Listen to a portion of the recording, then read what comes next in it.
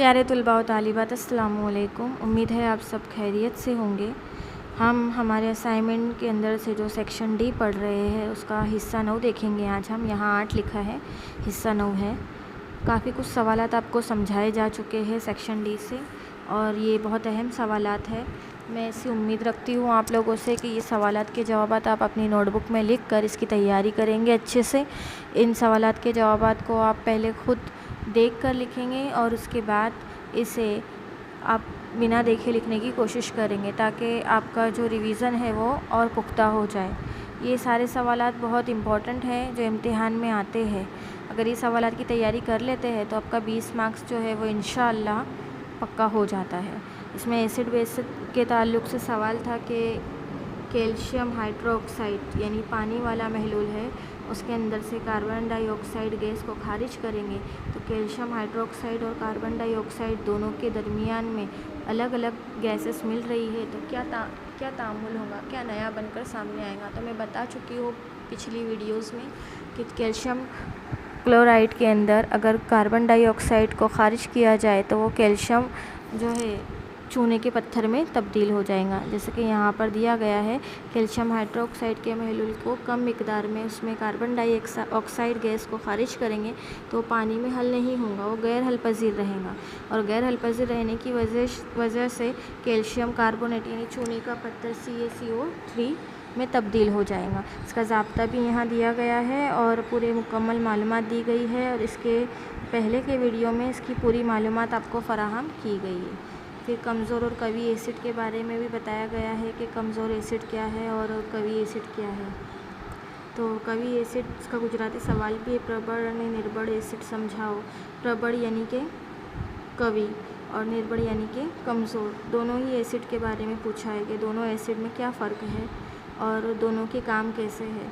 तो यहाँ कवी एसिड के बारे में पहले लिखा है कि जो एसिड पानी में हल होकर मुकम्मल तौर से हल होकर आयनी इंतशार करता है वो कवी एसिड कहलाता है। इसकी मिसालें भी दी गई है, हाइड्रोक्लोरिक एसिड यानी HCl, sulphuric acid H2SO4, nitric acid, ये सब जो है एक तरीके के कवी एसिड है, उनकी मसावात भी दी गई है। इसके बाद आता है कमज़ोर एसिड यानी जो एसिड पानी में आयनी इंतशार मुकम्मल तौर पर नहीं कर पाता वो कमज़ोर एसिड कहलाता है। ये सारे सवालात पिछली वीडियोस में भी गुजर चुके हैं, आप पुरानी वीडियोस देख सकते हो, उसमें मुकम्मल तौर से तफसील से मालूमात फ़राहम की गई है। ये दोबारा इसलिए बताया जा रहा है कि आपको ज़हन नशीन हो जाए। उसके बाद के जो सवालात हैं वो भी आपके लगभग हो ही गए हैं कि किस तरीके से कौसे क़ज़ा की साख्त दिखाई देती है। आकाशमा मेघधनुष्यना निर्माण नी घटना आकृति दोरीने समझाओ। ये इसकी शक्ल है कि किस तरीके से सूरज की रोशनी जब पानी की बूंदों पर पड़ती है तो वो कन्वर्ट होकर हमें कौसे क़ज़ा की साख्त में दिखाई देती है। तो इसी तरीके से ये नेफ्रॉन की रचना यानी नेफ्रॉन की साख्त उसकी काम बताने थे जो गुर्दों की इखराजी इकाई से बना होता है और जो जिसे नेफ्रॉन कहते हैं और हर एक नेफ्रॉन के ऊपर एक प्याली नुमा साख्त आती है जो बेमिन की थैली कहलाती है और जिनमें से बहुत सारे शौरी गुच्छे मौजूद होते हैं और वो शौरी गुच्छे जो है जिस्मों के बेकार और फुजला मादों को पानी और गुर्दों में लाते हैं और उसको फ़िल्टर करने का काम करते हैं। तो इस तरीके से ये सवाल भी तफसील से समझाया जा चुका है। ये उसकी साख्त फ़ोटो के ज़रिए बताई गई है कि किस तरीके से ये प्याली नुमा साख्त जो बाउमिन की थैली कहलाती है, ये गुच्छेदार रुके शौरिया और किस तरीके से ये खून की नालियाँ इससे जॉइंट की गई है। इस तरीके से घरेलू बरकी सर्किट, तो घरेलू बरकी सर्किट का भी बहुत अहम सवाल है। 5 पेपर में ये सवाल रिपीट किया गया है, इसका मतलब मोस्ट टाइम पे सवाल है। जितने भी सवाल यहाँ समझाए जा रहे हैं वो पेपरों में दोहराए यानी 5 पेपरों में 1-2 सवाल दोहराए हुए। अगर ये सवाल आप पक्के कर लेते हो तो इंशाल्लाह आपके मार्क्स पक्के हो जाते हैं। तो ये घरेलू बरकी सर्किट का भी यहाँ पर डायग्राम बताया गया है, तो किस तरीके से अर्थिंग वायर को जोड़ा जाता है, फिर उसके अंदर अर्थिंग वायर से कैसे हमारे घर के बरकी सर्किट के अंदर उसको जोड़कर उसके ऊपर तार लगाए जाते हैं और मनफी और मस्बित जो तार होते हैं वो लाल जैसे कि यहाँ पे बताया कि हमारे घरों में जो भी केबल वगैरह है वो ऊंचे खंभों या ज़मीन से सप्लाई दिया रहता है, तब जाके हमारे बोर्ड में, हमारे घर के बोर्ड में करंट पास होता है।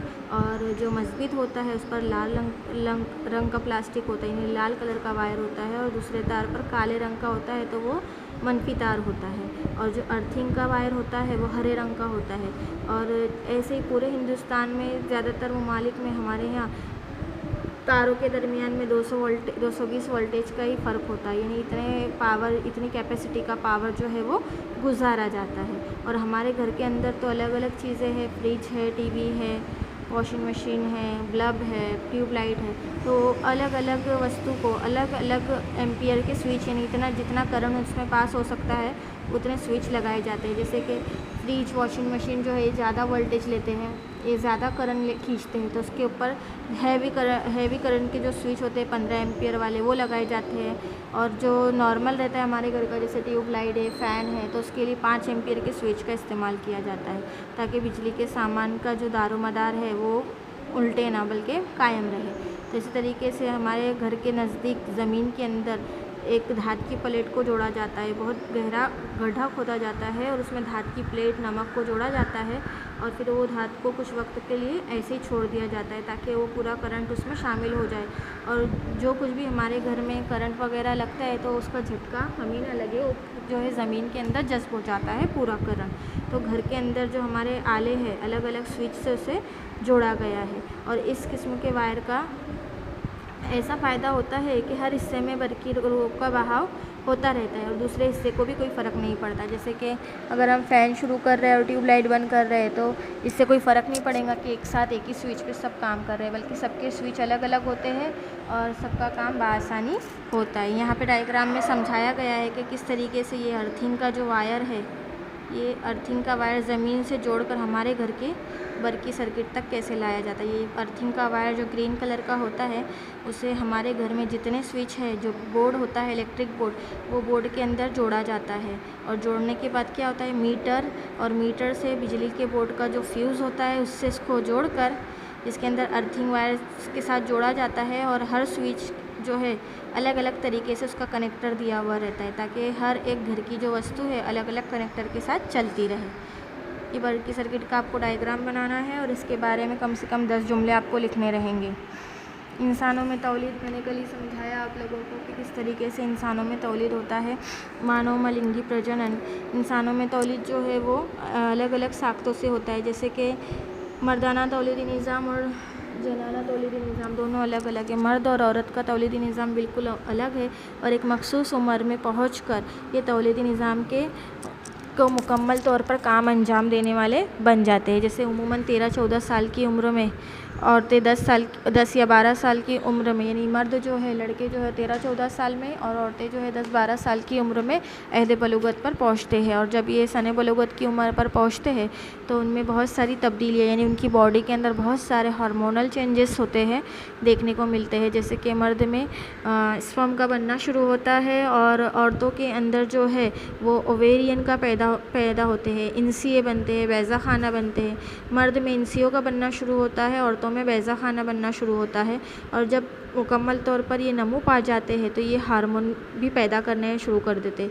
जब छोटे रहते तो हार्मोन रिलीज़ नहीं होते, लेकिन जब ये उम्र में पहुंचने के बाद बहुत सारी चीज़ें में चेंजेस होने लगती है और वो कुदरती तौर पर हार्मोन जो है उसमें बनना शुरू हो जाते हैं। और इसी तरीके से टेस्टोस्टेरोन और ईस्ट्रोजन, ये 2 हार्मोन्स बनना शुरू होते हैं। जैसे कि जो टेस्टोस्टेरोन है वो मर्द में से खारिज होने वाला हार्मोन है और एस्ट्रोजन है जो औरत में से खारिज होने वाला हार्मोन है। और ये टेस्टोस्टेरोन और एस्ट्रोजन की वजह से ही ये अपनी जो नस्ल जो है वो आगे बढ़ाने के काम करते हैं। ये जो हार्मोन्स जो रिलीज़ होते हैं टेस्टोस्टेरोन और एस्ट्रोजन, ये टेस्टोस्टेरोन और एस्ट्रोजन हार्मोन कुदरती तौर पर इस उम्र में पैदा होते हैं और यहाँ से पता चलता है कि अभी अपनी नस्ल को आगे बढ़ाने के काबिल हो चुके हैं। इसी तरीके से ये तौलीदी अमल जो है हार्मोन बहुत कम किरदार अदा करते हैं। जैसे कि यहाँ पर दिया गया है, जौज़ाई यानी मनवी और बेज़े की तश्कील में बाकायदगी पैदा करते हैं। जो हार्मोन हम बॉडी के अंदर पैदा होते हैं उसको मुकम्मल तौर पर वो तश्कील यानी मुकम्मल करने का काम अदा करते हैं। और इसी तरीके से ये सनफ़ी होते हैं और अलग अलग तरीके से इनके अंदर तो चेंजेस होते ही है, बॉडी के इंटरनल चेंजेस तो होते ही है, लेकिन उसके साथ साथ एक्सटर्नल यानी बाहरी तौर पर भी चेंजेस देखने को मिलते हैं। जैसे कि आवाज़ का भारी होना लड़कों में, जो दाढ़ी वगैरह, मूछें वगैरह का निकलना और हाइट बढ़ जाना। इसी तरीके से औरतों के अंदर जो चेंजेस होते हैं तो उनके चेहरे के ऊपर जो है एक अलग तरीके की कशिश, और किस तरीके से वो लोग जो अपनी आवाज़ उनके अंदर हल्की हो जाती है और हैज़ का दौर उनमें शुरू हो जाता है। तो इस तरीके से ये उनके इंसानों में तौलीदी निज़ाम चलता है। अब उसके बाद आता है स्त्रीणु प्रजनन तंत्र यानी निज़ाम तौलीद। अब ये भी सवाल आता है 4 मार्क के अंदर, और इसकी शक्ल देख लो पहले आप लोग कि औरत के तौलीदी निज़ाम की शक्ल कैसी है। अब ये जो शक्ल बताई गई है ये इसके नाम दिए गए हैं। सबसे पहले तो फ्लूपिन ट्यूब, ये जो एक दिख रहा है जैसा, ये फ्लूपिन ट्यूब है। ये बैज़ा खाना जहाँ अंडे बनने का काम होता है।